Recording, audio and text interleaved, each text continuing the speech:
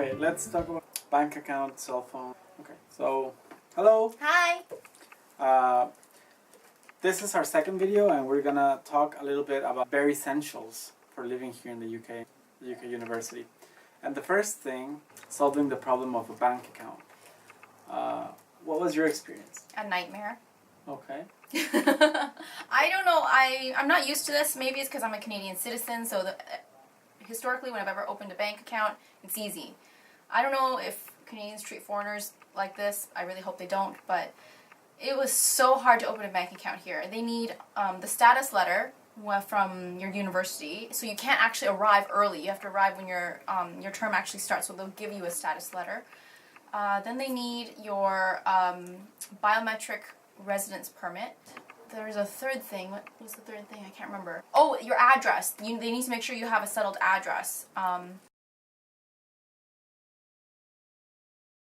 So anyway, once you get those things, then you can take it to a bank and open an account. I would really suggest you Google some of the main banks, so like Lloyd's, Santander, NatWest.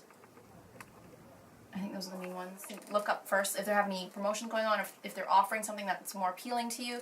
I chose NatWest because I think they give a lot of, they gave the coach card, the student coach card for free, which was important to me. And I think there was some discount cards that come with it, some other offers that I didn't end up using. But anyway, look into it and see which ones appeal to you. So I think a Google search is important first. In my case, I took a different path to getting a bank account, and I know Santander is a bank that we have in Mexico. And surprisingly, I realized that bank doesn't actually ask for that letter that the other banks ask. So in Santander, all you have to do is give your passport or your BRP, the residence permit, and your address. That's all they need. But they charge you. That's the difference. Mine's free. Yeah, they charge you, but it's so simple. I just like a peace of mind, and I don't like paying for stuff. That's a difference. I was happy with just doing it quick and easy, and just having the bank account. Why do you need the bank account? Well, if you're getting a scholarship, you're gonna need a bank account. If you want to, train tickets? Yeah, buying train tickets, things online. You're gonna need a bank account. So. Yeah, you can choose either. Here on this campus, we have the two at University of Kent banks here in campus with people, and you can go to the counter and. Yeah, they have NatWest and your bank, Santander. If you want to get a different bank like Lloyd's or any other bank branches, you have to go to the city center. But fun fact, actually, in England, you can actually withdraw money from any bank machine, even if it's not from your bank, even if it's some sort of like convenience store ATM looking thing, which normally charges you money where I'm from, but here it's always free. Using your card is always free. Another fun fact, web banking is a nightmare.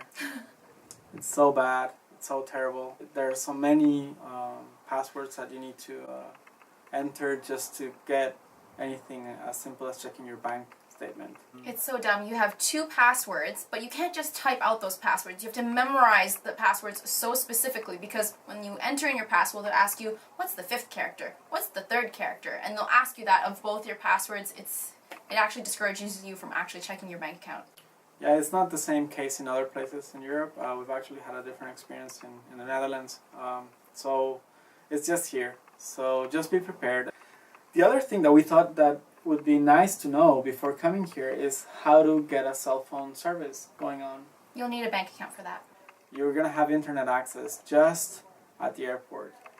They advertise that on the buses you can use the internet access, but you really can't. The buses don't have it, or it doesn't work. Wi-Fi doesn't work here. It's so strange. You know in North America, if you tell someone, oh, I'm sorry, Mr. Call, I had no reception, you know they're lying. Here, it is genuinely the truth. You can never get phone calls because you don't have reception, and the Wi-Fi never consistently works, no matter where you are.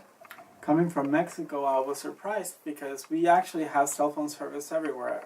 It's weird to not have cell phone service. Here on campus, you struggle getting a signal. So basically, you're relying on the campus Wi-Fi. I changed cell phone providers so many times. So if you're at the University of Kent, you should specifically know that only O2 has reception here. When you get here, you need to have O2, which is the only service provider that works, or a smaller company that sells part of their network, which is giffgaff. Giffgaff is prepaid and pretty much online only, self-serve, and O2 has a store and is more of probably the typical cell phone experience. I found that giffgaff is a good service because you can actually just top up online if you have a bank account, obviously. But O2 is a lot more expensive. But on the plus side, you can build your credit history if you were to open a month-to-month account. And when they do the credit check, don't worry if you have absolutely no credit history. They make it seem like, you might not be approved, but the truth is, I had zero credit history coming here and they approved it, and that's what everyone else says too. I ended up going with giffgaff. It's a cheaper price for the same network. You should keep in mind that almost every other cell phone provider does not work at this specific campus. Another thing that I would say about cell phone service is that if you totally botch everything and you didn't prepare before coming, at the airport you might find a little vending machine that has SIM cards.